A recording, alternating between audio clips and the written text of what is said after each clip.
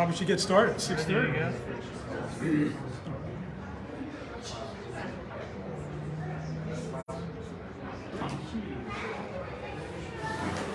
Okay, I want to, let's get started. I gotta stand over here. Right there you go. Well, actually, right over there. You can't go past that chair. Past that chair. Anywhere before that. Well, it's 6:30, so let's get started with tonight's program. And I want to welcome everybody to tonight's Washtenaw Islands Audubon Society program. And as we've been saying just in our chit chats, that this is a perfect night to hear about Hawaii, right, with the snow outside. So my name is Michael Lombardo. I'm the president of the Washtenaw Islands Audubon Society. Next, Glenn, can we have the next slide? So just we want to get started pretty early tonight, so we just have a few announcements. So you can go onto YouTube and look for our YouTube channel, and you can see our programs there. We live stream our programs on Facebook, but you can also go to our YouTube channel and watch the programs there. Next one. And we really need to do a membership drive. So we discovered during our last board meeting that this year we have 15 dues-paying members. Right? We have 8 members on the board of directors. That's more than half. And so if you're interested in nature, and you're interested in natural history, and you're interested in birds, please become a member of our group. And so I think we have a lot of new members, some new members tonight and some renewing members. Excellent. Well, that's good news. And in the future, when we meet again in January, I think we'll be able to announce that we're going to do some projects with some of the money that's in our funds, right? So we have some important upcoming events with the Muskegon County Nature Club. So the Ottawa County Christmas bird count is on December 17th. And if you're interested in participating in some way, you can contact Carl Manning. The Muskegon County Christmas bird count is the 21st of December. Is that correct? No, that's not correct. It's not correct. That's what I did last time. What is it? 17. There are two Muskegon County Christmas bird counts, but the traditional Muskegon one is on the Saturday the 17th. And thank you, because I know she knows. Yep. There's a joke there. 17th is our Christmas bird count. But So it's the same day. 21st, that is the date of Brian Johnson's Muskegon County wastewater Christmas bird count. There is a bird count that day. Contact Brian Johnson or me. For you. I'm Okay. yeah. And you guys have a trip to the Muskegon County Resource Recovery Center, the wastewater, That's right. on the 21st of January. So next slide. Okay, so we don't have a meeting, a program, I should say, in December. And our first program for the new year in 2023 is going to be one of our board members, Lucas Timmer, who's going to be talking about habitat restoration in Ottawa County. And we go to the next slide, then we have a series of programs coming up in 2023. So we already mentioned Lucas's program. On February 21st, Brian Johnson's going to be talking about bird banding. On the 21st of March, Curtis Dykstra is going to be talking about gardening and landscaping for birds. In April, I'll be talking about how and why birds sing. And then in May, we have our annual business meeting and hopefully a potluck like we've had in the past. So before we introduce tonight's speaker, any sightings that people have had of birds? Yes. I have just a fun bird behavior observation. Yesterday I was walking my daughter's dog at the Highlands next to Blanford Nature Center, and there had been almost no bird. And I heard one blue jay, and I heard one whatever, and there was hardly anything. And then all of a sudden I got to this area, and it was full of juncos and American tree sparrows, and the juncos were having like playground time. There were these tall grasses with seed pods at the top, and they would land on them to eat, and the seed pod would bend way over, and then all of a sudden they would be flung, and they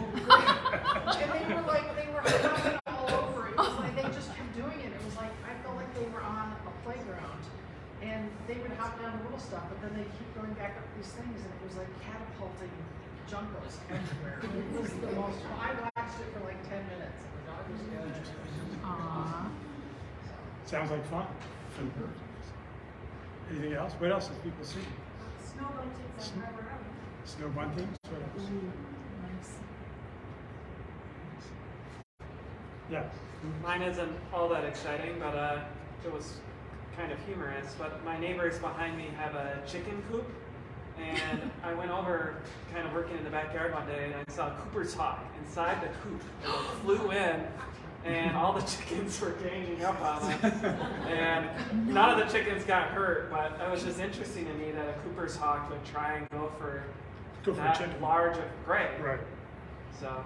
And it got away unharmed. Yeah, the Coopers. I ended up helping my neighbor. I grabbed my neighbor and we let the Cooper's hawk out. So. Okay, so our Vice President Cindy is going to introduce tonight's speaker. Hi, I'm Cindy Darbres, and I am excited tonight to, especially in this weather, to bring you a bit of the tropics. We're going to get to go to Hawaii tonight via Lonnie Garris, my BFF, my birding friend forever. And he and I have been birding for the same amount of time. We are just relative newbies compared to many of you, but we've been doing it for 4 years now. 4 years. We're almost seniors. Yeah. We're seniors. Yes. Yes. So he just got back from Greece recently, so if you get a chance, talk to him about that. He got some interesting parking lot birds. And if you get questions tonight, Lonnie, would you please try to repeat the question before you answer it for those viewing from home? Sure. All right, great. Lonnie Garris. Thank you. He's also on our board. Oh yeah, I'm on He's the a board board member. member, so Yes, we put him yes. to work. Well, thank you guys for having me. Like Cindy said, my name is Lonnie Garris. Professionally, I'm a nurse over at Pine Rest. I teach our clinical staff how to use our electronic health record. All of us in healthcare have to document a bunch of stuff, and none of us went to school to do any of that. So we get to spend hours together, teaching how to document and click buttons and stuff. So this is really pretty similar. I'm just going to show you birds instead. So in 2021, at the beginning or the middle of the pandemic, my wife and I, she turned 40. We wanted to go back to Hawaii. We've been there 10 years previously for her 30th birthday, but I wasn't a birder back then. So this time I went back and now I'm a birder. So the trip focus kind of got fun, you know? So it was really exciting. This is where we stayed in Hawaii. This is Manakai, Maui. We're in Maui, we stayed there. This is a place we know really well. We like to swim, snorkel right over here. There's actually a rookery or a cleaning station for the Hawaiian green turtles. They'll nest down there or kind of hang out during the day. And these purple fish, some lady named them, I can't remember them, but the sea turtles will go down and rest, and these purple fish will clean them. So they're cleaning stations. And they're kind of sprinkled. There's another one, this outlet down here is another section where those sea turtles will go and have a cleaning station. It's really neat to see all these little fish just eating the little algae off of the sea turtles. And then they'll pop up, and you know, when you're snorkeling, if you've ever snorkeled, you kind of go, ooh, ooh, to hear things. I'm deathly afraid of sharks. Never seen one in my life.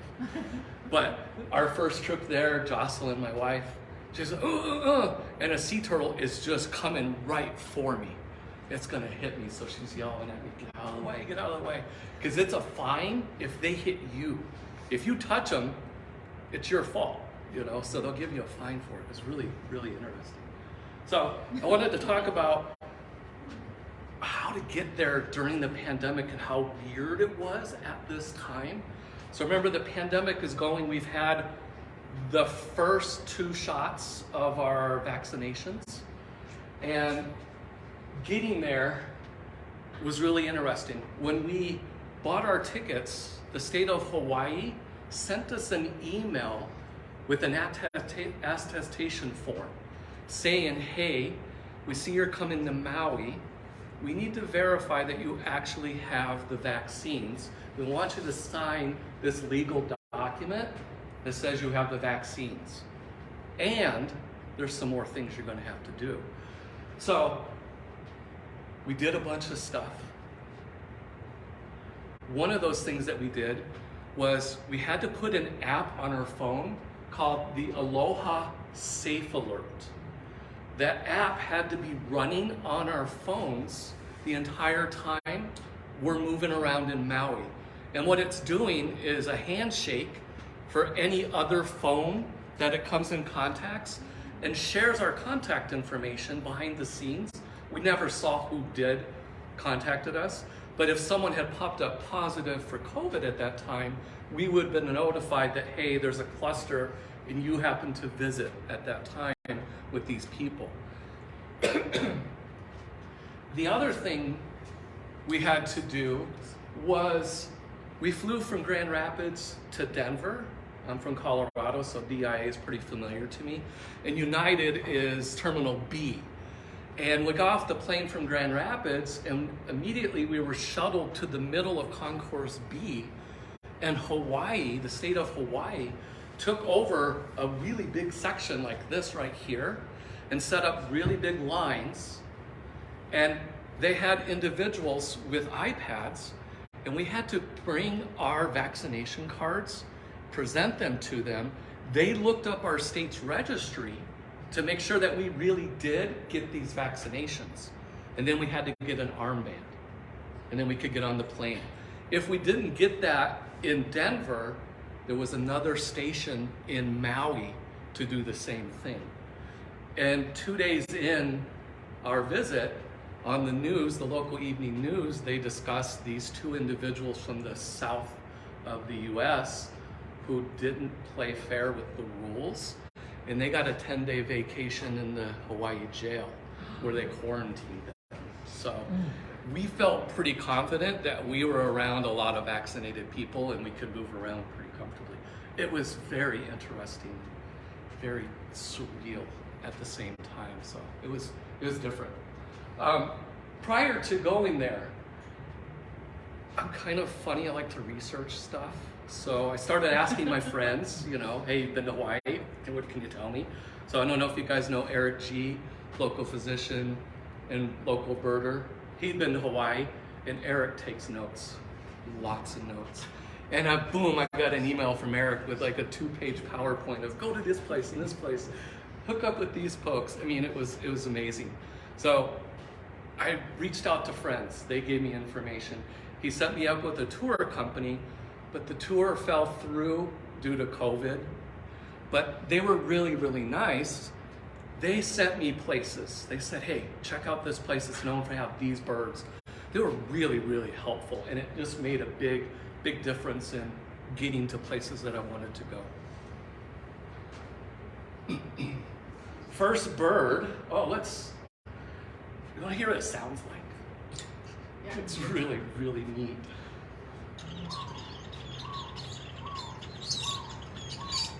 So those are Java sparrows. Sent that to Curtis. Curtis, what are these? That's how you were on a tractor, so he knows it. I sent them to Curtis. Curtis, I was like, what is this bird? Guinea fowl, chickens.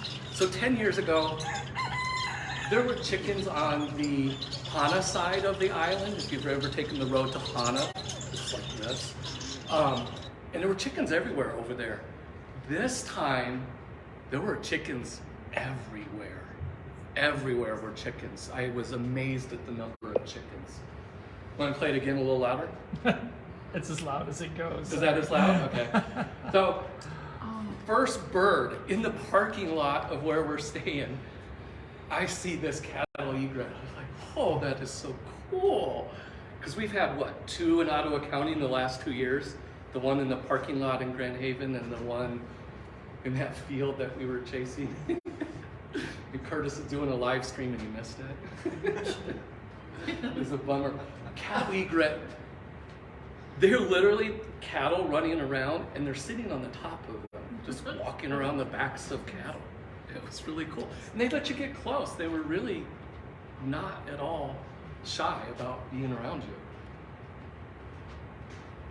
First morning, so again, I'm traveling with my wife. I said, I'm gonna get up real early, go to this park, and then come back for breakfast. So that was kind of our working relationship while we were there, you know. It's her 40th birthday, so we've got to be kind of nice. So we came to an agreement on that. She was so nice about it. So I'd get up at dawn, get my stuff, and just walk out the door. And that bird feeder was the first thing I found. I was just sat there for like half an hour going, look at all these birds, it's crazy. I walked through this little path, and in Hawaii, all the beaches are public. And they have lots and lots of parks on those beaches, and they're filled with birds. One of the first birds I find is this gray Fran Colin. Chicken like running around, and they loud. And they would just run right across in front of me, not at all afraid. It seemed the birds in Hawaii were much more tolerant of me being around them. Zebra doves everywhere. We would be sitting, laying in the sun, and these birds are about the size of my iPhone. Really, really teeny. And they would walk up into your hand if you had a cracker or something, and just sit there and eat out of your hand, cooing the entire time. Super pretty little birds. And they'd hang out in the rocks in the surf. I'm like, there's a dove in a surf? That just doesn't make sense. It was just really cool to see them. Warbling white-eye. So, before I went, again, I talked to my friends, talked to Cindy. Cindy and I really love these pamphlets. We have ones for warblers, we have ones for shorebirds. She suggested this one, Hawiian Birds. So when I travel, I like to get the smallest field guide thing, because I'm kind of funny, I'll buy all the books. You know, drive my wife crazy with all the books and then read them occasionally. But these I'll take with me, and they really, really helped. But a warbling white-eye used to be called a Japanese white-eye. So they've changed the name on them. And these birds, I'll pass this around if you want to look, really friendly. And that big, bold white eye, they stick out from all those tropical plants. Beautiful little birds. And then where we were staying at Manukau, Maui, there was a little fig tree. And they would just hang out in the fig tree, just moving back and forth, and just let me get from here to the iPhone without fear.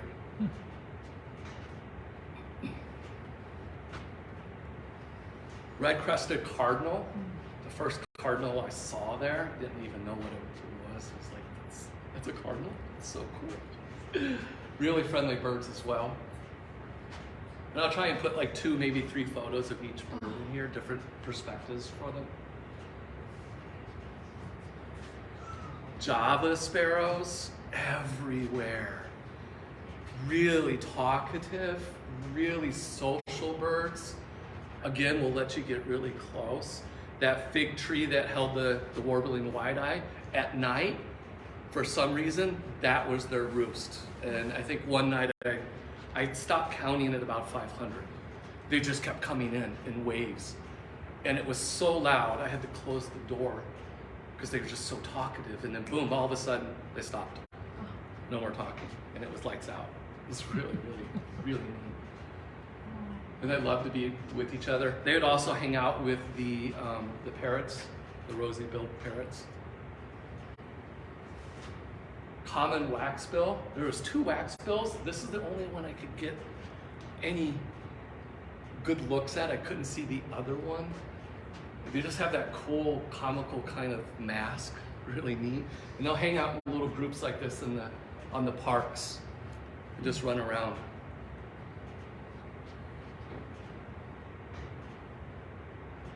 Scaly-breasted munia, also known as, was it weisbird, is what they also call them, from Africa. Big, big bill. Doing what they do best, they like little seeds. Again, just sitting in the park would let me walk up as long as I just laid down and was somewhat still, they just hang around me. It was really fun. And then African silverbills, and this is all first morning. I mean, within a half hour, I've got all these lifers.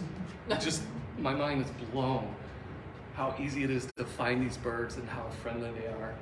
Although, anytime I get closer to some vegetation, do you guys know the bug in the south called the no-see-um? Yeah, they have them there, and they're really bad when you're wearing shorts and stuff, and man, they just ate me up. It's like, this is the tropics, why do I have this? But really friendly birds.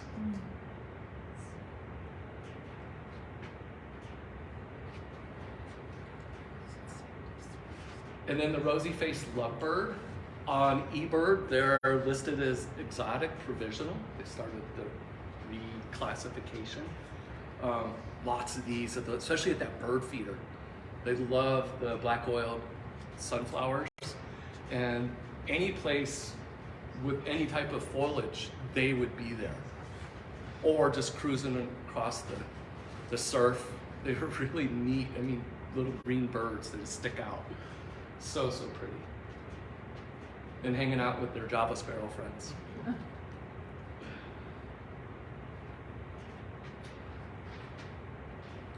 Pacific golden plovers. I thought, wow, this is going to be one of those really hard birds because plovers here are kind of once a month and beginning of the year, the end of the year, in the park, just in the park, hanging out, walking around. And then everywhere else, I would chase them down. Hey, stick around, let me take your picture.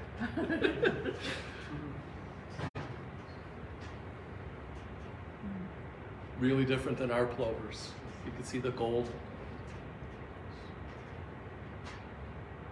And again, they liked being on the beach as well. Lots of surf. They loved being in the surf. And they would chase the little fish, the little bugs and stuff as the waves would come in. So one of the things that Eric told me prior is if you run into mallards, don't list them as mallards. You'll get an email from the eBird moderators. They're Hawaiian ducks, and that I just took a picture just to say I've got a Hawaiian duck. They're just mallards. But don't list them as a mallard.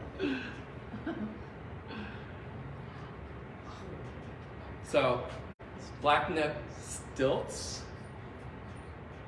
I thought that would be so hard to find, and again, it's really interesting in Hawaii. They have ponds kind of just everywhere, and exotic birds will be in them. These guys were in our back area where we were staying. I saw them every morning, and I was just blown away of the variety of birds and how close I was to them, and they didn't care that I was there, you know, just loved it. We found mongoose the second day we were there. So the mongoose were brought in to control the rats in the sugarcane fields. There was one little problem, evidently. So rats are a nocturnal creature and mongooses are not. So they never really crossed paths. So mongoose became a problem, and we ran into a couple of them while we were out there. It was pretty cool. I'm like, what is that? It just took a picture of it and had to go back and research it. So they're still an issue. They're trying to get rid of them. Northern mockingbirds, we get them here occasionally. They've got them too. And they're super friendly. This guy just sat on the deck and let me take a picture of him. He's a little kind of PO'd at me, it seems. But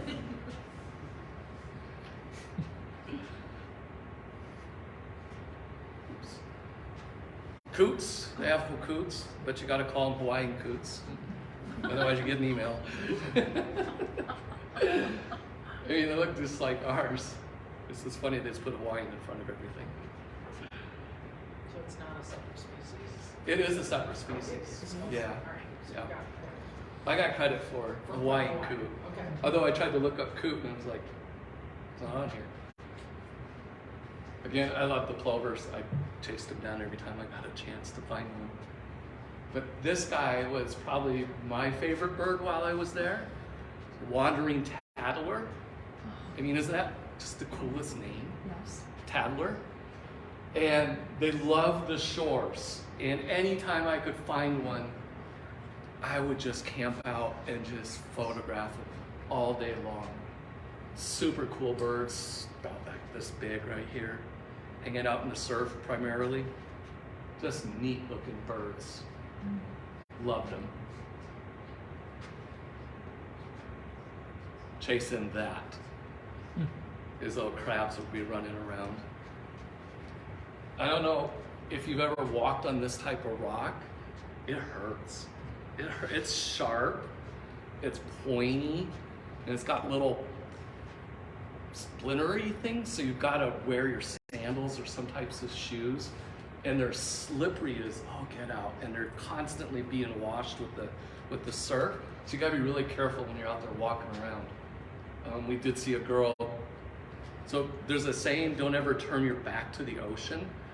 And this girl, when she was coming back in from snorkeling, she turned her back to the ocean and it flipped her and cut her foot open on that. Oh, it was tough. So you got to be really careful when you're out there. Make sure you're aware of where you're stepping, because these things are super, super sharp and really, really slippery when you're out there. So we moved, day 3, we moved around the island. This is on the road to Hana, but we didn't want to do that road because we've done it before. And they've also changed the rules. When you go there, when you go to rent your car, they talk about the road to Hana now. And there used to be a lot of pull-offs to, see some of the sights and stuff. But now they've made it an offense, and you get a ticket if you do that. So, and the locals, they know that road really well. They'll be right on your back. And you got to go quick. And I don't know if you've ever done it, but it is a very aggressive road. But there's really good banana bread along there. So if you get there, you got to get the good banana bread, because they have the bananas right there. So we stopped at one of these beaches here. And I was like, wow, look at all those rocks. And like, those rocks are moving. Oh, they're turtles. Oh. So they're the green turtles. We stopped here at Hokapia, Maui. This is the lifeguard shack. So they're telling you, this is some real aggressive surf. You gotta be a pro at what you're doing out here. I mean, those waves out there were aggressive. So they don't recommend us tourist guys going out there and swimming just because of the surf, how tough it is. But green sea turtles. And I'm from here to the computer. They're just a little rock wall, and you can't go any further than that. And you can smell them. You can hear them moving around. They're kind of stinky. They have that weird seaweedy breath thing. I don't know how to explain it, but you're kind of like, yeah, you don't smell so good, but you're fascinating. But they'll come up onto the shore and they'll rest. They're just huge, gorgeous creatures. We didn't see any seals this time. The last time we were out there, we actually see some Hawaiian monk seals. It's just amazing how big they are. Not quite up to the table here, but really, really big. This is another wandering tattler. I really couldn't get enough of them. And I have a video of one. I mean, you could get so close to them.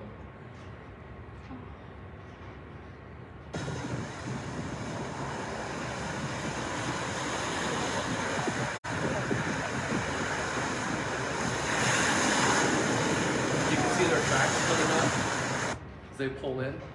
And then we could walk out to this point and on the other side.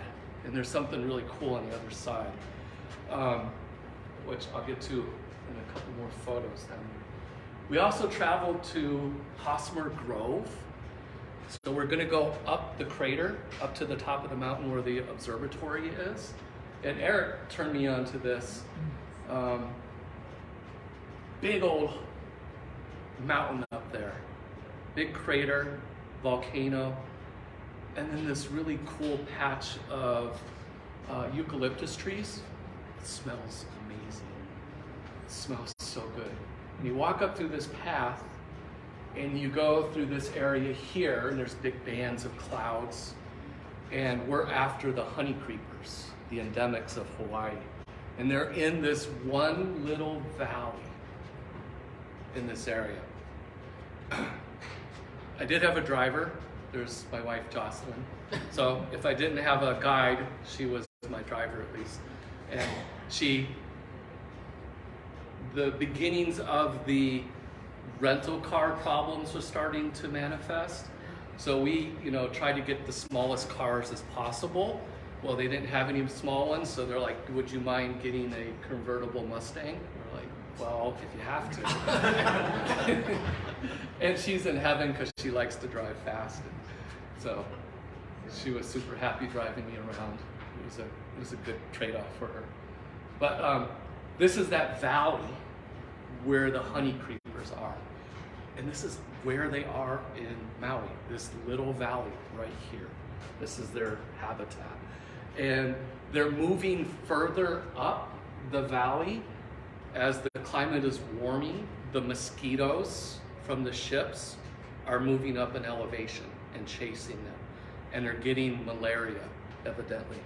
And it's decimating them, is what they've said. So I could be wrong on the illness, but I think it's malaria that's getting them. So they're moving slowly up this valley, and they think that this is about as far as they're going to be able to get up because there's no more food above that layer, is what the ranger was saying. It's kind of sad. So these were the birds, the species that we were targeting, and there was a ranger at this station, and he would point them out to us because they're down in this little valley, and it was like a free guide. It was perfect. And I learned this from Eric: take pictures of all the signs, because years later, you're not going to remember the name of the thing. So that tip right there saved me. I get to put this in my slideshow. So take pictures of all the signs that when you go on a vacation.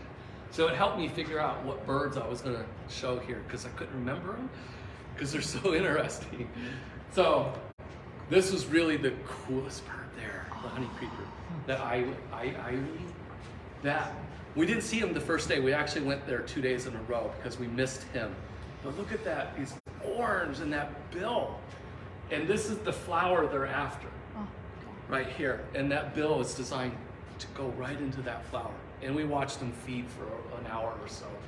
Gorgeous, gorgeous bird. So, so cool.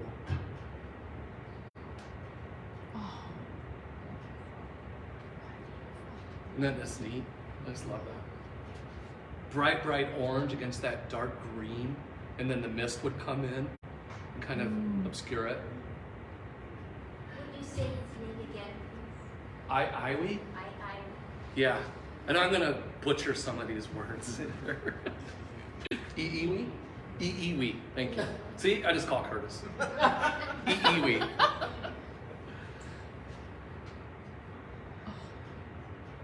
So fun. The Apanane, is that right? Apanane? Something like that. Also a little orange. The bill not quite as big, and black. Again, likes that same flower.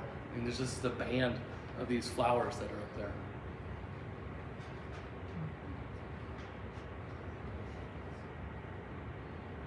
And then the Hawaii Amakihi? I'll take that.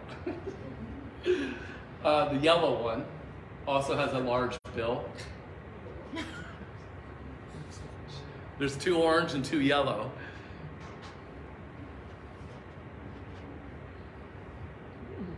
Chinese Hawaii. This is a thrush, a Chinese thrush. He's skulking around at the Hosmer campground. I mean, I just heard, like you hear a wood thrush sometimes in the bush, you hear the bushes moving. I was like, is that a snake? There's no snakes in Hawaii. And turned around and saw this guy. That was really pretty cool. I got to see him twice. But there's the other, the Maui Alua Haya. Sorry. The other yellow one that's up there.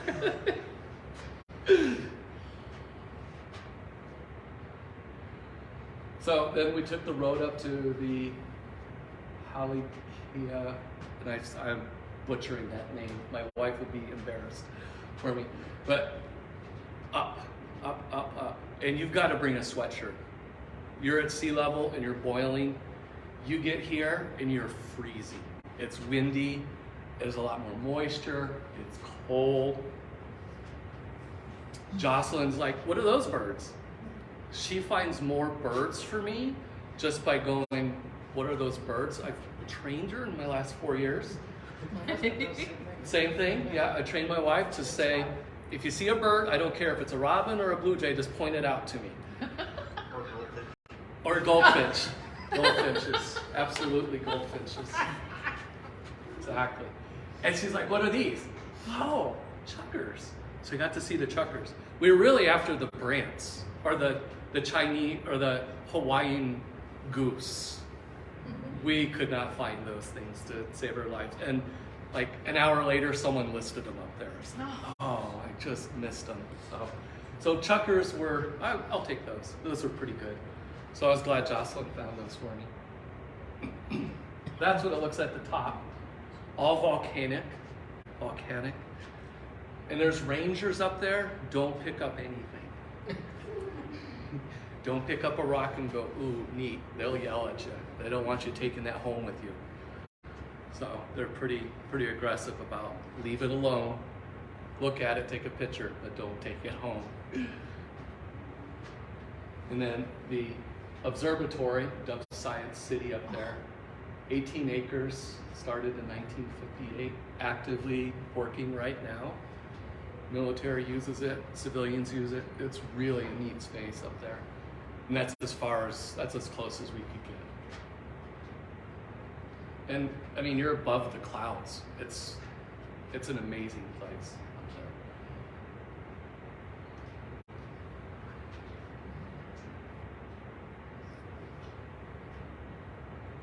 There's this cool plant. That's the only plant that will live up there. Some of them are up to here. A lot of them are down here. They get these really cool little silver leaves on the side. It's the only thing that'll live at that elevation. It is a really neat looking plant. And they've got them all roped off so you can't touch them. Just look, don't touch. And no good birding adventure would be complete without a wastewater treatment plant facility. So in Hawaii, they make them a little prettier out there. You had agricultural ponds. They had outside of it a feral pig trap. I didn't realize they had feral pigs in Maui.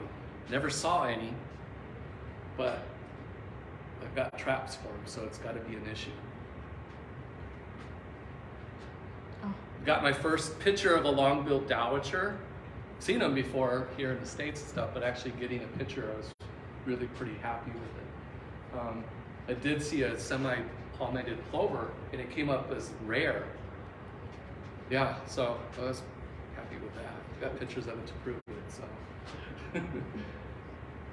Again, another black-necked stilt, along with a pectoral sandpiper. If you can see in there. They really blend in that soil. Lots and lots of ruddy turnstones everywhere. I stopped counting at about 50, but they were, just on the other side. I didn't have a scope, but I knew what they were. I could see them coming in. A really neat area. Not stinky at all. Actually, one of the more pleasant wastewater facilities that I've been to. So that point that I was talking about with the sea turtles, it has the nesting area for the shearwater that are out there. I saw one in the surf just cruising past really fast, and I was really happy with that. But lots of sites for the shearwater, and that's what it looks like. Little holes. Some of them have PVC pipe that they stuck in there. With netting in the back, and then they rope it all off, and that's where they nest. And they'll just be anywhere along the shore, and I mean, honestly, it just looks like some holes in the ground, but that's the shearwaters' nesting sites. And then they've marked them so they all have numbers so they can number the nesting sites. But I was there at the wrong season for them, so I only saw the one. One thing that I noticed, it was really, really interesting, and Eric pointed it out to me too. Gulls. There were no gulls. You would think tropical, sea, lots and lots of shoreline. I didn't see a single gull the entire time. None whatsoever. None were being listed. Couldn't find one to save my life. It was really interesting. But they're in that. They're in that book, yeah. Maybe wrong time of year, but didn't see a single one. I watched them because, you know, be a Hawaii lifer. Yeah. The fence around that, was that to keep just people out or also predators? Primarily people. This park is really popular surf-wise. And they can get over on this side, and there's a way up, so they want to keep them, funnel them around is what they want to do. Didn't see any mongoose over here, so yeah. Chickens and cats. There are cats running around as well. I didn't see a lot of dogs, so it says it keeps dogs leashed. I saw more cats than I did dogs, feral cats out there. And that's the bird, the wedge-tailed shearwater. I said I only saw the one, and it was a brief just cruising across. And it's kind of amazing what they nest in, how stark it is. It's just a little dugout in the side of the hill. Shorebird, the only one I got to see was the great frigate bird. Only one. I saw a couple of them and I was ecstatic. Just like, ah, I think I texted you too. I got them, frigate birds. I couldn't see the big orange thing on there. They just were really too high for me to see, but I was so happy to see them. The only shorebird I ever saw. This place, we went by it a couple times, and I actually had to stop. I'm like, Jocelyn, I don't know what that sign is saying, but it's really weird. We sell dead people's stuff. It's what it was. And it was open, and you could go in there and buy estate stuff, I believe. It was funny. Funny store. They have a sense of humor. So, I don't know if you've ever had this in Hawaii. Hawaiians really like Spam. And they'll make a product called Spam Musabi. They take the Spam, they'll put it on sticky rice and put a little teriyaki sauce underneath that, and then wrap that in abandoned nori. It's surprisingly really good. I got it. I was like, when in Rome, eat it. So I liked it a lot. My wife didn't like it. She preferred the one they made with chicken. They also make one with beef. They're like $4 at the local grocery store, which is cheap for Hawaii. And it's just kind of a, stick it in your bag and walk around with it kind of food. So it was super good. Spam.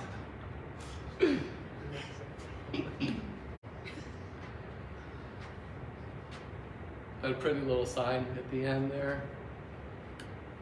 What it looks like in the evening. It's just gorgeous. If you get a chance. Even if you don't go birding, just go. It's paradise. It smells wonderful. It sounds wonderful. And then this. I literally chased this bird for about 15 to 20 minutes. Because of context. It's a house finch. I know what a house finch looks like. But in Hawaii, this thing confounded me. I didn't know what the heck I was looking at.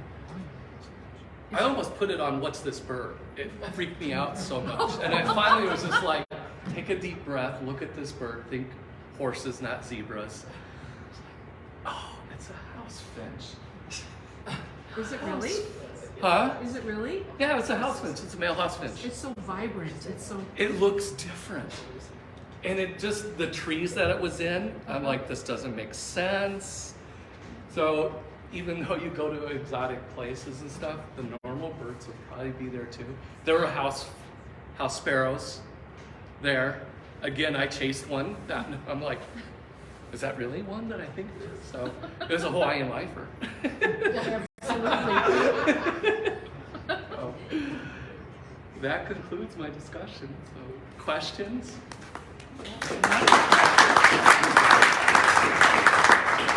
How many birds did you see in Hawaii? I think I was up to 27, 28, somewhere around there. Every day was a lifer, for sure. So, How many of them would you say were endemic? how many were endemic? Or even native to Hawaii? Well, the honey creepers. Yeah, so Curtis wants to know how many were endemic to Hawaii. The honey creepers for sure. The frigate birds, I would think the shearwater, 6. Are they shorebirds? The wandering tattler and the Pacific golden plover, I would say, were the other ones there. So the others were invasive. The Java sparrow, the munia, the scaly-breasted munia, they're all invasive. So lots of invasive birds. They get on those ships and just cruise over there. So.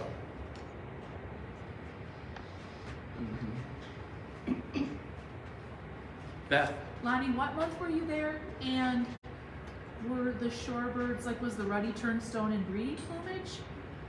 So what month were you there? September 15th through September 22nd is when we were there. I don't know if that was their breeding plumage. Yeah. They were pretty vibrant. I mean, they're gray, big, Uh-huh. but Is there probably a population, like, of ruddy turnstones that just stays there and I breeds? think so. They seem to not be excited about 50 of them. Yeah. Yeah. So, yeah, I think they were probably were their breeding plumage. They were pretty far out for me. Same So. maybe with cattle egret. There's a population that lives there. And There's cattle egret, yeah, they stay there. There are lark sparrows there as well. As you go up the mountain, there'll be lark sparrows popping up and down. They'll never sit down so you can get a photo of them. They're so active. Yeah. I did see a pheasant, but couldn't get a picture of him. But I was lucky to see a pheasant. Yeah, that was kind of neat. So, Any pelicans? Do they have didn't see any. I mean, shorebirds. white pelicans or brown pelicans? None. No. We didn't go out to the crater, and there were blue-footed boobies out there, but we didn't go out to the crater. They're on the other side of it. We've been in the center section. That's where the good snorkeling is, but the back side is where the boobies are back there. So, but we didn't go back there this time. Lucas, What was your favorite bird that you saw, Lonnie? that I really liked chasing was probably the warbling white-eye. Just so pretty. That green, yellow, and then that vivid white iris. And they were just really super friendly. So I could just spend time with them. So I like that. Did you eat dinner and your meals outdoors? I mean, was it hard to concentrate on the food if you're outdoors? Yeah, I was so just thinking, how did you live? How did you drink coffee? right. Well, Hawaiian coffee is amazing, Kona. You know. So the place that we stay at, the Manukau Maui, has kitchens. Has a kitchen in it, so we know this place. We've been there before, and we know where the grocery store is across the road. So day one, we go shopping for food. We kind of take care of housekeeping things. So we get our coffee. We always buy 2 pineapples because they're pineapple. They just pick it right there. All their fruit is just. Jocelyn calls it more pineapple-y. It's just pineapple-y, and it's sweet and so juicy. So yeah, we'll buy a lot of the food So you there. ate at home somewhat. We did a lot of Yeah. eating in. Yeah, it has a deck, and we would just sit outside. drink coffee, eat eggs in the morning, and listen to the birds, go down and sunbathe. So Jocelyn would get an hour and a half of me sunbathing with her, and then I would get an hour of exploring, looking for birds. So, you know, we kind of compromised on these things. So, yeah, it was kind of cool. But then we had one really nice birthday dinner at the place and got shrimp and lobster, goodness, food. So. Yes, sir. Did you see many other birders there? People that were out looking for, like you? Did I see any birders? If I did, I didn't recognize them. I don't think I saw anybody with binoculars. Oh wait, there was one treatment place and it had a path with a gazebo in the center, and these guys from Los Angeles just landed, and we were by the airport, and they were like, yeah, we just stopped at this place. They grabbed binoculars and saw the stilts and the cattle egret real quick. And they were Los Angeles people, so they were in a hurry. So like they just looked, yep, okay, got it, and they left. I think that was about it, really. So no one really, like I have a big camera with me. No one really bothered me about that type of thing, so. Yes? Those roosters and the other chickens, were they naturalized? They're all native there. They just are. Yeah, I've got pictures of one of the hens with little black chicks underneath it. They are, any place there's any shrubs, trees, or cover, they seem to be there. And a water fountain. Their water fountains kind of drip all the time, so they have to get fresh water. They seem to be nesting around areas like that. In there. It was really different. Like, they have a lot of food trucks now. That's really popular for food. And we like to go to food trucks, and chickens were everywhere. They were kind of a pain in the butt in there. So, yeah, I was amazed. What kind of gear do you use? Camera-wise or binoculars? Camera-wise? At the moment, I did all of these photos with a Canon 7D Mark II and a Canon 100 by 400 millimeter version 2 is what I have right now. I'm saving up for an R6, go mirrorless eventually. So, yeah. And then I crop heavily as well in Photoshop. So I get them close. Especially the honey creepers, these guys are